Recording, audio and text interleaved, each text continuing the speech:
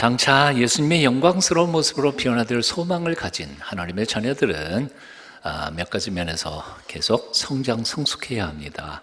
첫 번째는 죄를 떠나 깨끗하고 순결한 삶을 살아야 하고요. 두 번째는 미움을 버리고 행함과 진실함으로 서로 사랑하는 법을 배워야 하고요. 세 번째는 의심을 넘어서 확신 가운데 당당하게 신앙생활을 해가야 합니다. 지난주까지 우리가 배웠던 세 가지의 말씀입니다. 오늘 네 번째 우리가 성숙할 방향을 소개합니다. 한번 따라해 보시죠. 미혹을 넘어 참신앙으로.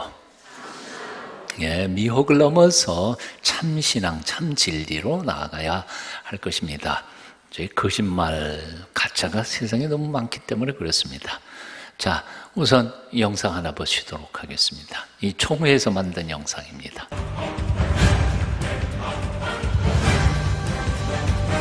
이제 이단들은 한국교회를 어지럽히고 전도와 선교 활동을 하는 데 있어서 최대의 장애물로 등장했습니다. 우리 국민들 가운데 자신을 기독교인이라 생각하는 사람들 중 약 10여% 이상이 사실은 이단에 소속되어 있다는 것은 실로 충격적이며 시급한 대응을 요청하는 일입니다.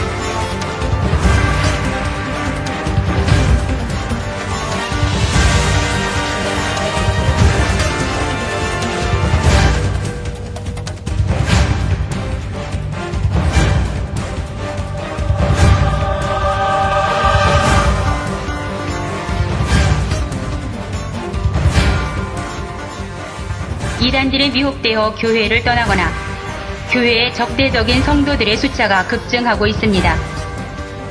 이단 세력들은 기성교회 교인들은 물론 최근에는 우리의 소중한 청소년들에게 집중적으로 접근하여 미혹하고 있습니다.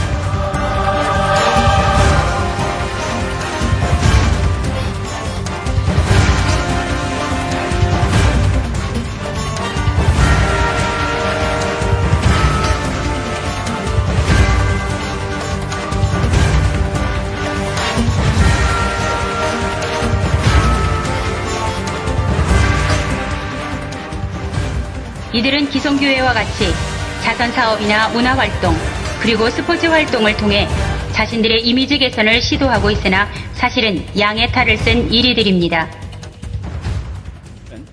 통일교가 지역개발 등의 명분으로 여수 지역을 통일교 그룹의 메카로 육성하려는 이중적 행태를 보이고 있다며 단호하게 대처하겠다고 덧붙였습니다. 이제 이단들은 교회의 문제일 뿐 아니라 사회 문제가 되고 있으며 따라서 이는 기독교의 윤리적 체감지수를 낮게 하는 주요 원인이 되고 있습니다. 네, 우리 교회에서 만들었으면 조금 더 부드럽게 잘 만들었을 텐데 무슨 조금 요상하게 만들었습니다. 그래도 총회에서 만들었으니 어쩔 수 없이 들었습니다. 제가 글 하나 읽어드리겠습니다. 한국교회 성도님들은 정말 순진합니다. 순진이 지나쳐 어리석은 사람도 많습니다. 자칭 전도사라고 하는 사람이 찾아와서 성경 공부를 하자고 하면 전도사라는 말에 그냥 속은 넘어갑니다. 혹시 그 말을 거부하면 꼭 죄 짓는 것 같아 거부하지도 못합니다. 아니, 그 사람이 진짜 전도사입니까? 전도사라고 사칭하는 것이죠. 여러분, 사기꾼이 보이스피싱을 하는데 그 말을 믿지 못하면 미안합니까? 사기꾼의 말을 믿지 않는 것은 지혜로운 일이지 미안한 일이 아닙니다.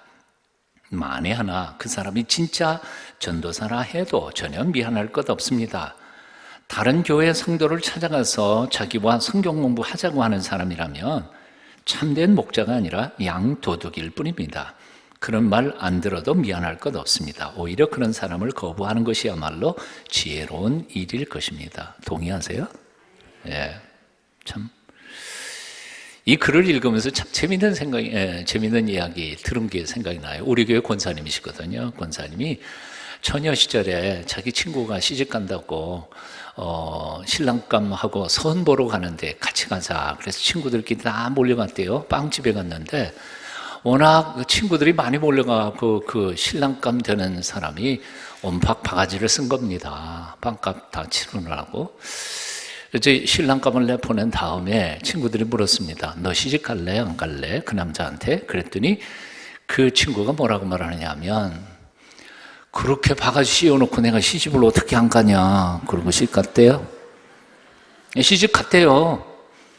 그래서 야, 참 그렇게 순수한 세월도 있었구나. 빵값 때문에 시집가는 여자가 다 있었으니 참. 오늘은 가만히 한국교회 신자들 가만히 살펴보면 빵값 때문에 영혼을 넘길 것만큼 그렇게 너무너무 맹한 사람들이 너무 많다. 그런 생각을 해봅니다.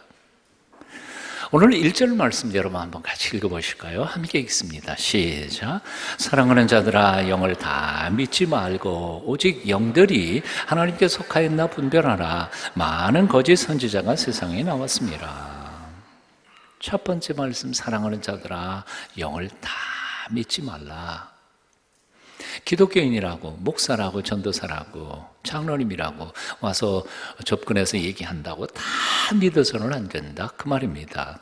왜 영을 다 믿지 말아야 합니까? 거짓 선지자가 세상에 많이 나왔기 때문이라는 것입니다.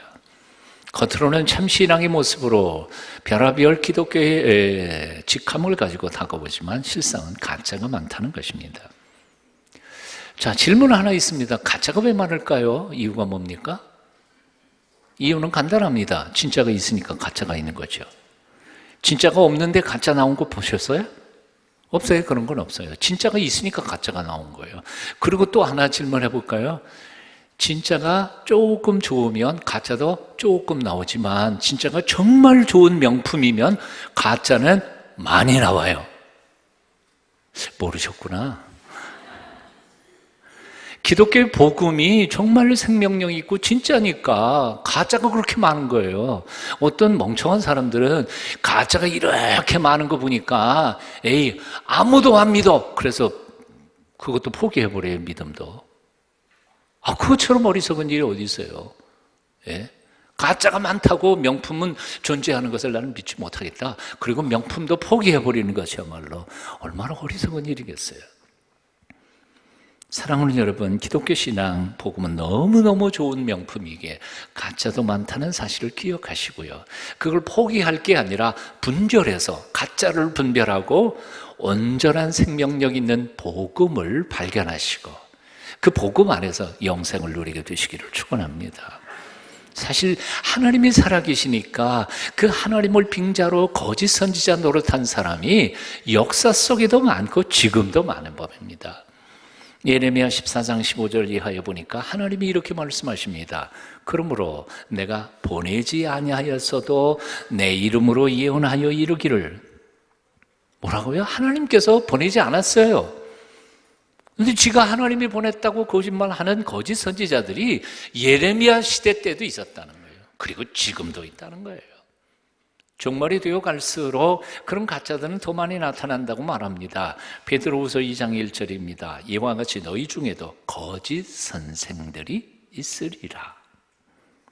예수님께서도 미리 예언하셨습니다. 마태복음 24장 24절. 거짓 그리스도들과 거짓 선지자들이 일어나 큰 표적과 기사를 보여 할 수만 있으면 택하신 자들도 미혹하리라. 여기 우리가 주의 깊게 읽어야 할 본문이 있습니다. 큰 기적과 기사를 보여. 뭐라고요? 거짓 선지자들도요, 큰 기적을 보여줄 수 있다는 거예요. 기사도 보여준다는 거예요. 근데 그거에 속지 말라는 거예요. 그거에 속지 말라는 거예요. 그러니까 와 대단하네. 저런 일을 하는 걸 보면 정말 진짜인갑다. 그렇게 생각하지 말라는 거예요. 말씀과 그리고 참 신앙과 생명력이 그 속에 있는지를 확인해야지. 눈앞에 보이는 거는 뭐 마술로도 그렇게 할 수도 있고 또는 악한 영이 그렇게 할 수 있는 것이니까 그것 보고 진짜 가짜를 가르지 말라는 거죠. 또한 다음에 주님께서 뭐라고 그러셨는고 하니 택하신 자들도 미혹하리라. 와, 하나님께서 택하여 구원받은 백성들조차도 미혹해서 끌고 가려고 이렇게 사탄이 집요하게 다든다는 거예요. 그러니까 정신 바짝 차려야 된다는 거죠. 예수님께서는 그래서 마태복음 7장 15절에서 이렇게 경고하셨습니다. 거짓 선지자들을 삼가라. 양의 옷을 입고 너희에게 나오나니 속에는 노략하는 일이라. 살아있는 꽃, 생화가 있으니까 조화가 있는 법입니다. 조화는 그러나 생명력이 없습니다. 조화일 뿐입니다. 눈은 속일 수 있습니다. 심지어 향기까지도 만들어낼 수 있습니다. 하지만 살아있는 꽃과 종이 조각으로 만든 조화는 결코 같을 수가 없습니다. 데이비드 섹스라고 하는 사람이 쓴 아날로그의 반격이라는 책이 최근에 번역되어 나왔습니다. 모든 것이 디지털화되어 가고 있는 세상에서도 사실 그 추세가 조금 추추해졌다는 거죠. 아날로그가 디지털 세계에 반격을 가하기 시작했다는 겁니다. 무슨 얘기인가 하니 그동안 모든 디지털화된 책들을 다 읽을 수 있을 것처럼, 그래서 종이로 만들어진 책은 다 사라져버릴 것처럼 생각했지만 사실 요즘은 디지털화된 책이 20% 이상을 넘어가지 않고 지금 주춤하고 있다는 거죠. 아주 굉장히 급성장하다가 지금 주춤하다는 거예요. 오히려 반대로, 오히려 손으로 만지고 넘기고 침 발라서 이렇게 할 수 있는 책이 오히려 더 많이 디자인되고 출판되고 있다는 겁니다. 아날로그 시대로 다시 돌아가는 것 같다는 거예요. 물론 전체의 흐름은 바뀌지 않겠죠. 많은 아날로그에 대한 그리움이 우리 사람들의 마음속에 있다는 거예요. 그동안은 디지털 음악에 다 끌려갔습니다. 근데 요즘에 새롭게 LP판을 다시 만드는 공장들이 생겼고 그것이 판매되기 시작했습니다. 심지어는 LP판 한 장에 25불, 30불 하는데 그거 산다는 거예요. 예? 아이폰이나 뭐 아이클라우드 올라가면 5불이면 사는 똑같은 음악을 LP판으로 사서 듣는다는 거죠. 왜요? 옛날에 대한 그림 때문에 그렇다는 거예요. 컴퓨터 게임에 빠졌던 사람들이 이제 사람들이 직접 모여 나누는 보드 게임을 다시 유행하기 시작했다는 겁니다. 역시 코로 숨쉬는 생명력을 가진 인간은 단순한 컴퓨터 게임에 언제까지나 몰려다닐 수는 없다는 거예요. 실제로 얼굴과 얼굴을 맞대고 그리고 손과 손을 마주 잡고 사랑하고 사랑받으며 느낌과 행복을 함께 만들어가는 것이 바로 인생이라는 거지. 그러므로 잠깐 동안 눈앞에 보이는 조화 같은 거짓말들은 오래가지 못합니다. 거기에 속지 않게 되기를 바랍니다. 컴퓨터 세상에 중독되기도 하지만 진정 나와 너의 만남 그리고 생명력 있는 신앙과 삶에 하나님의 구원에 참된 메시지가 있음을 잊지 말라는 겁니다. 사랑하는 여러분, 기독교 신앙이라는 이름으로 다가오는 모든 조화들에 속아 넘어가지 않기를 바랍니다. 참 생명력이 그 속에 있는지를 확인해 보십시오. 2번, 3번 반복해서 다시 한번 살펴보십시오. 요즘은 얼마나 가짜가 많은지 모릅니다. 진짜보다 더 진짜 같은 가짜들이 너무 많아서 사실 많이 헷갈립니다. 평신도만 넘어가는 게 아니에요. 중직자들도 다 넘어가고요. 심지어 기독 공부해 보니까요, 목사님의 아들이 신천지에 넘어가서 그 목사님의 속이 얼마나 터졌는지 모른다는 거예요. 목사님 아들만 넘어가나요? 목사님도 넘어가는 분들이 가끔은 있어요. 정신 바짝 차려야 되는 거예요. 함께 따라해 보십시다. 사랑하는 자들아, 영을 다 믿지 말라. 오늘의 첫 번째 메시지입니다. 두 번째 말씀은 바로 분별하라는 것입니다. 오직 영들이 하나님께 속하였나 분별하라. 조금 전에 동영상 보셨습니다. 너무나 수많은 사람들이 이단을 쫓아가다가 재산도 다 털리고 가정도 파탄나고 부부간에 이혼하고 아이들 다 망쳐버리고 그리고 패가 망신한 사람들의 얘기들이 얼마나 많이 나오는지 모릅니다. 그들이 그렇게 된 이유가 무엇이었을까요? 첫째 원흉은 나쁜 교리를 가르친 아마 이단 교주가 되겠죠.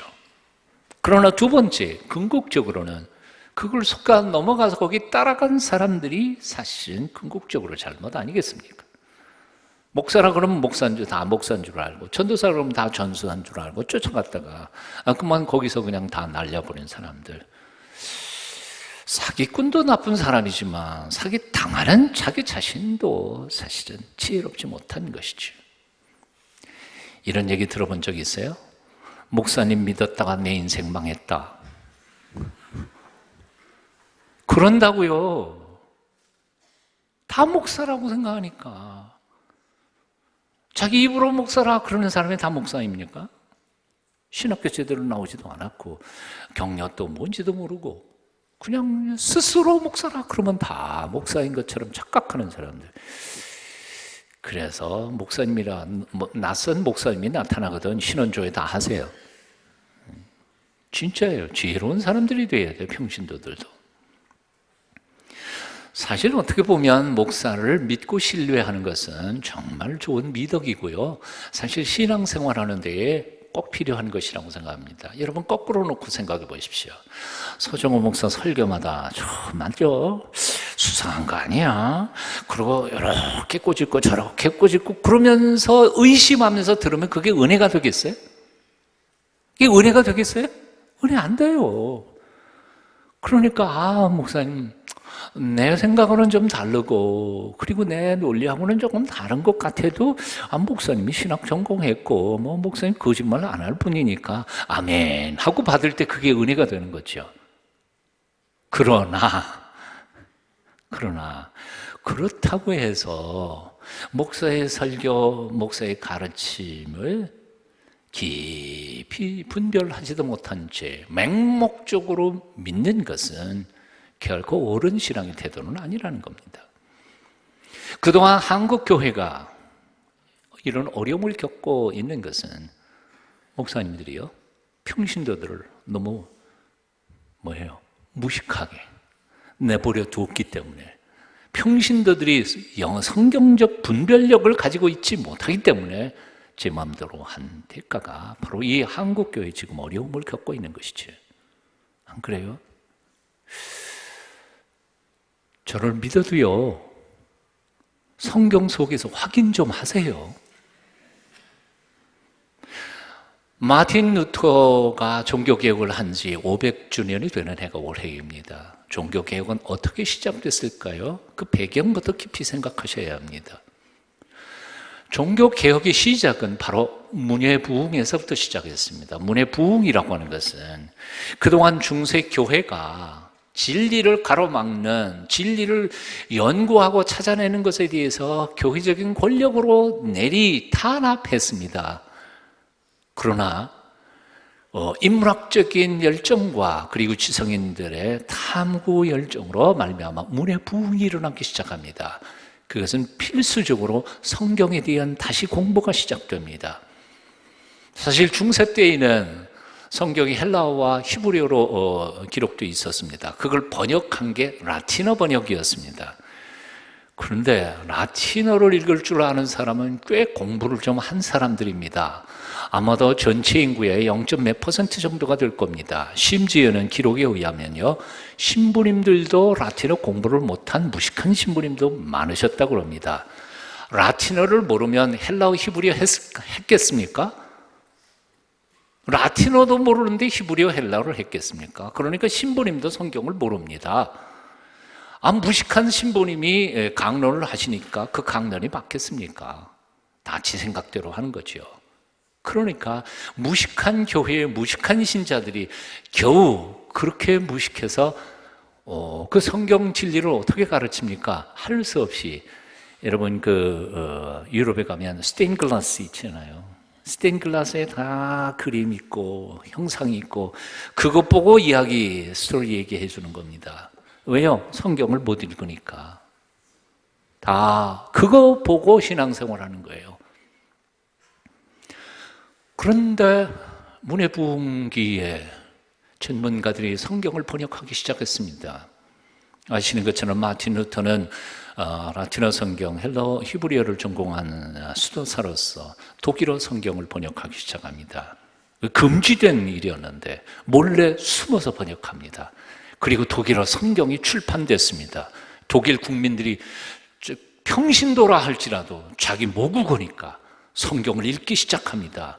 성경 내용을 읽고 교회 가가지고 신부님의 강론을 듣다가 보니까 저거 성경에 그렇게 얘기 안 했던데, 그러니까 신부님들이 무식이 뽀록 나기 시작하고 교황청에서 가르치는 것이 잘못됐다는 것을 알기 시작하는 순간부터 종교개혁이 다시 시작된 겁니다. 다시 말해서 500년 전의 종교개혁은 어디부터 시작됐냐 하면 평신도들의 성경 공부에서부터 시작됐습니다. 종교개혁의 모토 중에 중요한 모토는 그래서 솔리데오 글로리아, 하나님께 영광을 등등, 솔라 피데, 오직 믿음으로라는 말이지만 가장 중요한 것은 솔라 스크립투라, 오직 성경으로만. 이 얘기 왜 하는지 아십니까? 평신도들이 성경을 좀 알아야 합니다. 무식해서는 안 된다 그 말입니다. 성경을 깊이 배워야 합니다. 그래서 목사님이 설교 말씀을 전할 때 아멘 하고 받을지라도 그것이 성경적으로 옳은지 그른지를 판단할 수 있는 분별력이 있어야 된다 그 말입니다. 이것이 제 얘기가 아니에요. 2000년 전에 사도행전에도 나오는 이야기입니다. 사도행전 17장 11절에 보면 이렇게 말씀합니다. 베레아 사람은 데살로니가에 있는 사람보다 더 신사적이어서 간절한 마음으로 말씀을 받고 이것이 과연 그런가 하여 날마다 성경을 상고하니라. 세상에 신사가 누군지 아세요? 예? 신사, 옷 쫙 빼어 입은 사람이 신사가 아니에요. 논리적으로 이성적으로 잘 판단하고 옳고 그름을 판단하는 사람이 신사예요. 숙녀 이쁘게만 입고 오면 신사예요? 아니요. 제대로 판단할 수 있는 머리를 가진 사람이 숙녀예요. 근데 이 본문 말씀을 공동 번역에서는 조금 더 적나라하게 번역을 했습니다. 제가 한번 읽어드릴게요. 그곳은 베레아입니다. 베레아 유다인들은 데살로니가 유다인들보다 마음이 트인 사람들이어서, 신사적인 것을 번역을 어떻게 해요? 마음이 트였어요. 오픈 마인드 했다는 거예요. 자기하고 생각이 다르다고 무조건 귀 막는 사람들이 아니에요. 생각이 다르지만 그러나 거기에도 일리가 있네, 마음 열고 그 말씀을 듣기 시작한다는 거예요. 마음이 트인 사람들이어서 말씀을 열심히 받아들이고 그 다음이 중요합니다. 바울의 말이 사실인지 알아보려고 날마다 성경을 연구하니라. 사도 바울이 어떤 사람이에요? 대단한 복음의 전포자 아닙니까? 그런데에도 사도 바울의 말씀을 들으면서 아멘으로 기쁨으로 받지만, 그러나 거기서 끝난 게 아니고 돌아가서 정말 그런가, 사도 바울 선생님이 말씀하신 그 말씀이 은혜가 되긴 하는데 정말 말씀이 그런가 하고 집에 돌아가서 성경을 펴놓고 확인해 보더라는 거예요. 이게 신앙인의 자세라는 거지.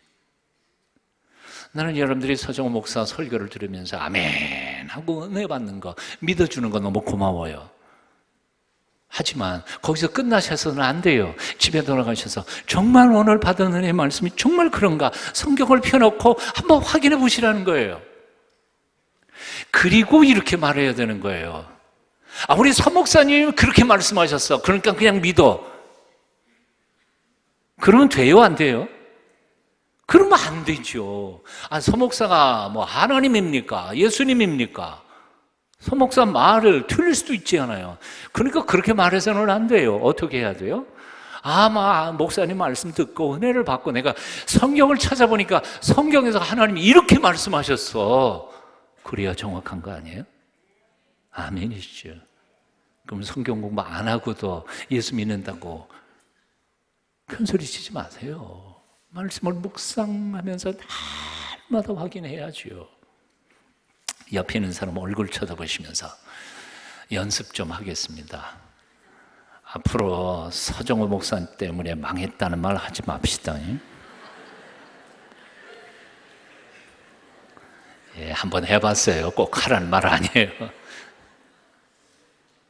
서목사 때문에 망했다. 그따구 소리 하지 마세요. 제가 전하는 말씀 중에도 혹 틀릴 수 있습니다. 듣고 이건 아니다. 그러면 저한테 연락해 주셔야 돼요. 목사님 오늘 설교 그렇게 하셨는데요. 성경 보니까 이건 아니던데요. 고쳐주셔야 돼요. 저도 고쳐야 돼요. 네? 제 고집대로 나가면 안 돼요. 말씀이 권위가 있는 거지 서목사 말씀씨가 권위가 있는 건 아니지않아요. 아멘이십니까? 여러분들이 성경을 읽다가 큐티하다가 정말 저의 잘못을 발견하셨다면 언제든지 말씀해 주세요. 그래야 제가 고쳐가고 정말 하나님 앞에 부끄럽지 않은 사람으로 말씀을 전하지, 제가 제 말이라고 다 오케이 그래서는 안 된다고 생각이 듭니다. 자, 그러면 어떻게 이단을 분별할 수 있을까요? 두 가지 기준이 있습니다. 첫째, 열매를 보고 그들을 분별하라 하는 것입니다. 마태복음 7장 15절 16절에 이렇게 말씀합니다. 거짓 선지자들을 삼가라. 양의 옷을 입고 너에게 나오나 속에는 노략질하는 일이라. 그들의 열매로 그들을 알지니 가시나무에서 포도를 또는 엉겅퀴에서 무화과를 따겠느냐. 이와 같이 좋은 나무마다 아름다운 열매를 맺고 못된 나무가 나쁜 열매를 맺나니. 좀 수상하다 생각이 드는 사람 혹은 처음 보는 사람이 하나님의 말씀을 이야기한다 그런다면 첫째, 그 말을 잘 들어보십시오. 말하는 태도가 그리고 말하는 진심이 정말 그 인격에서 나오는 온전한 사람인지 아닌지를 보십시오. 사기꾼은요 벌써 초점이 어디에 있어요? 내 돈에만 초점이 가 있거든요. 내 영혼에만 초점이 가 있는 사람들이 있어요. 어떻게 하든지 홀려서 나를 올가매 하려고 하는 사람은 주의 깊게 잘 듣다가 보면 분별할 수 있어요. 두 번째로 그의 말과 그의 삶과를 한번 비교해 보세요. 그의 말과 삶이 다르다 그런다면 그는 옳은 하나님의 말씀의 일꾼은 아닐 것이 틀림이 없습니다. 악한 영이 사로잡히면 마음속에서 사랑과 희락과 평강이 떠나가 버립니다. 사라집니다. 성령님이 오시면 진정한 기쁨과 감격과 평안이 있습니다. 그러니까 말씀을 들을 때 자기 마음, 자기 속을 한번 생각해 보십시오. 내 안에 계신 성령님께서 느끼게 하여 주실 것입니다. 거짓 영은 말로는 영적인 것을 가르치는 것 같으면서도 실제로는 돈에 대하여 관심이 참 많습니다. 그래서 이단들의 특징 중에 하나가 요거 사, 저거 사, 요거 사 그리고 물건 파는 사람들이에요. 네 집 팔아가지고 헌금하고. 교회에서는 그렇게 가르치지 않잖아요. 악한 영들은 사람들의 몸과 마음에 번뇌와 고통을 줍니다. 만일 뭔가를 들으면서 마음이 평안하지 못하다면 그것은 악한 영의 유혹일 뿐이지 진정한 참된 하나님의 영은 아닐 것입니다. 분별하십시오. 쉽게 얘기합니다.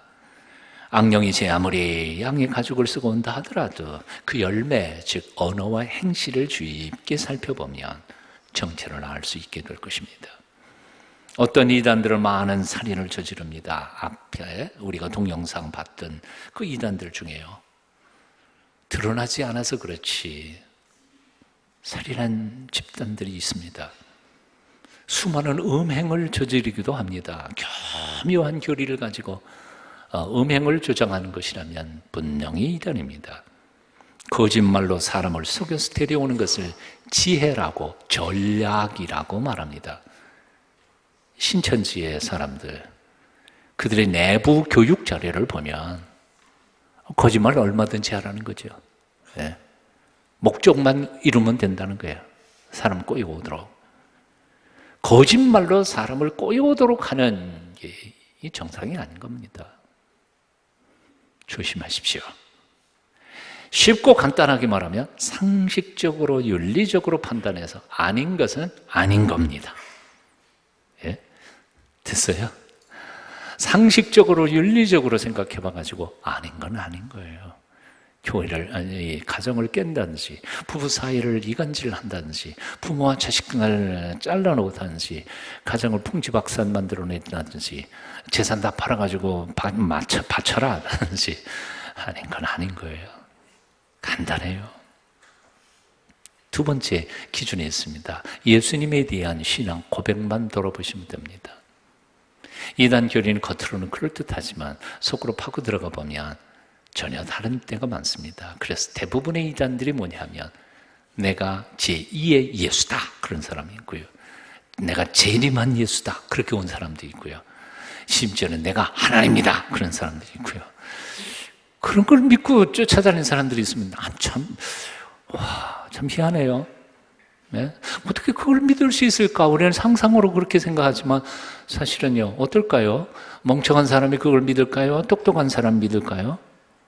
와, 웃기게 똑똑한 사람이 다 넘어가더라고요. 제가 아는 변호사 한 분이 계신데요. 잘 나가는 변호사. 그분하고 성경 공부하다가 참 앉은 자리에서 재미있는 얘기를 했습니다. 제가 이렇게 던졌습니다. 변호사님, 근데 웃기게 사기꾼들한테 변호사도 넘어갑디다? 그랬더니 픽 웃으면서 변호사도 넘어가는 게 아니고요. 변호사들이 제일 잘 넘어갑니다. 논리적으로 법적으로 따져가지고 쫙 계산하니까 헐딱 다 넘어간다는 거예요. 오죽하면요, 총리를 지내신 분이 이단으로 넘어갔었을까요? 누군지 말은 안 하겠습니다. 나 똑똑해. 그래서 안 넘어가. 아니에요. 정신 바짝 차리셔야 합니다. 우리가 예배 시간에 고백하는 신앙, 사도신경, 신앙 고백, 그 기준만 딱 기억하시면 걱정할 거 없습니다. 뭐예요? 성경에서 예수님께서 동정녀에게서 탄생하시고 온 인류의 죄를 대속하기 위하여 십자가에 못 박혀 죽으셨고 사흘 만에 죽은 지 다시 살아나셔서 부활하셔서 하나님 우편에 계시면서 우리를 위해 중보기도 하시고 때가 되면 이 세상을 심판하러 다시 오십니다. 믿으시죠? 이 믿음 뒤집어 놓는 사람들이라면 뭐 토론할 것도 없어요. 간단하지 않아요. 자, 마지막으로 들으라는 말씀입니다. 5절, 6절 같이 한번 읽겠습니다. 시작. 그들은 세상에 속한 거로 세상에 속한 말을 하며 세상이 그들의 말을 듣느니라. 우리는 하나님께 속하였으니 하나님을 아는 자는 우리의 말을 듣고 하나님께 속하지 아니한 자는 우리의 말을 듣지 아니하나니 진리의 영과 미혹의 영을 이로써 아느니라. 무엇으로 알아요? 듣는 것으로 압니다. 세상에 속한 사람 세상 말만 들을 겁니다. 하나님께 속한 사람은 하나님의 말씀을 들을 것입니다. 나는 속지 않을 거다 그렇게 생각하지만 의외로 우리는 참 속임수에 약합니다. 얼마 전에 TV에서 실험을 했습니다. 어린 꼬마들 데리고 있는 부모님들에게 질문을 했습니다. 당신의 아들이나 혹은 딸이 혹 유괴범에게 홀려서 끌려갈 가능성이 있습니까? 그리고 물어봤더니 절대로 우리 아들은 그럴 애가 아니라고. 내가 교육을 잘했기 때문에 처음 보는 사람한테는 절대로 가지 말라고 내가 교육을 잘 시켰다고. 그래서 실험이 시작됐습니다. 방송국 직원이 차를 몰고 쫙 가다가 그 아들내미 어린아이 옆으로 가가지고 차를 세워놓고는 질문합니다. 얘한테, 얘야 여기 소방서가 어디냐? 그 아이가 알만한 그 지리를 물어봅니다. 그리고는 아이가 저기 이렇게 가면 돼요. 그리고 대답을 하니까 못 알아들은 척하고 야 말로는 잘 못 알아듣겠는데 네가 여기 앉아서 나 좀 안내해 주면 안 되겠냐? 금방 가면 될 텐데. 그러니까 홀딱 타들하는 거예요. 그걸 보고 있던 엄마가 기겁을 하는 거예요. 모니터로 보는데 야야야야 안 돼. 그런데 타버린 걸 어떡할게요. 심지어 어떤 아이는요 자동차에 그 의자 시트 밑에 중요한 거 열쇠를 빠뜨렸는데 봐라 나는 어른이 돼서 이게 안 들어간단다. 네가 올라와서 이거 좀 빼주겠니? 그 조그만 손이니까 빼줄 수 있을 것 같다. 그러니까 홀딱 타더라는 거예요. 타고 빼준다고 탔다가 가버린 거지요. 물론 이게 TV에서 실험 프로그램으로 한 것이니까 다행이었던 거죠. 애들은 속이기 너무 쉬운 거예요. 그런데 예수 믿는 사람들도 속이기 너무 쉬워요. 이단의 교묘한 방법에 너무 쉽게 속습니다. 친구나 선배 놓고 나면 속아서 따라갑니다. 같이 봉사활동 가자 그러면 끌려갑니다. 뭐 교회 가는 것도 아닌데 뭐 봉사하러 가는 건데 괜찮다. 근데 거기 가니까 그게 이단이. 성경에 대해 말하는 척 하다가 다른 얘기 했는데 교회에선 들어본 적이 없는 신기한 이야기거든요. 그러니까 그냥 걸리는 거예요. 어떻게 가르치면 쉽게 속을 수 있을까? 세상적인 얘기하는 세상의 논리로 가르치면 속기가 쉬워요. 왜냐하면 우리는 세상적인 사고에 너무 익숙해졌기 때문에 그렇습니다. 바로 사탄이 하와를 속일 때에 똑같았습니다. 창세기 3장 여자가 그 나무를 본즉 먹음직도 하고 보암직도 하고 지혜롭게 할 만큼 탐스럽기도 한 나무니지라. 보는 것 듣는 것 조심하십시오. 듣고 싶은 것 듣지 말고 들어야 할 것들을 분별해서 듣는 훈련을 하십시오. 그 훈련이라는 게 뭔지 아세요? 큐티입니다. 날마다 말씀을 조금이라도 읽고 묵상하며 그 말씀을 통해서 오늘 내게 말씀하시는 주님의 음성을 듣는 훈련을 매일매일 할 때 이상한 얘기 들으면 벌써 감이 옵니다. 저건 가짜. 즉 우리의 지혜가 악한 영을 이길 수 있는 게 아니라 내 안에 지금도 살아 역사하시는 바로 예수 그리스도의 영이 우리를 지키시고 그것을 이기게 하는 줄로 믿습니다. 알코올 중독자 한 사람이 예수님을 믿고 새 사람이 됐습니다. 그 모습을 보던 옆에 있던 친구가 와 할렐루야 당신은 이미 이제 사탄을 이겼네요. 그랬더니 그가 이렇게 대답하더라는 거죠. 아니요, 제가 사탄을 이긴 게 아니라 내 안에 계신 예수님의 사탄을 쳐부신 거죠. 진짜 말이 옳은 거 아니에요? 우리는 사탄을 이길 수 없어요. 우리는 사탄의 속임수에 너무 쉽게 넘어가요. 그러나 우리 안에 계신 예수 그리스도는 세상보다 크신 분이기에 그분을 통하여 우리는 넉넉히 이길 줄로 믿습니다. 오늘 4절 말씀합니다. 자녀들아 너희는 하나님께 속하였고 또 그들을 이기었나니 그 이유는 너희 안에 계시니가 세상에 있는 자보다 크시기 때문이라. 세상보다 크신 하나님이 여러분 안에 계심을 믿습니까? 그분이 지금도 말씀하신다는 사실을 믿습니까? 주님이 말씀하셨습니다. 내 양은 내 음성을 듣고 나를 따르느니라. 매 순간 주님의 음성을 듣기를 열망하시며 그 음성만 따라가십시오. 여러분의 한평생이 복되고 아름다운 생애가 될 줄로 믿습니다. 기도하겠습니다. 오늘도 참된 목자가 되셔서 우리를 인도하시는 주님을 찬양합니다. 악한 영들의 미혹에 속지 않도록 우리에게 지혜와 분별력을 주시고 매 순간 주님의 음성에 민감하게 따르는 저희가 되도록 우리를 도와주시옵소서. 예수님 이름으로 기도합니다. 아멘.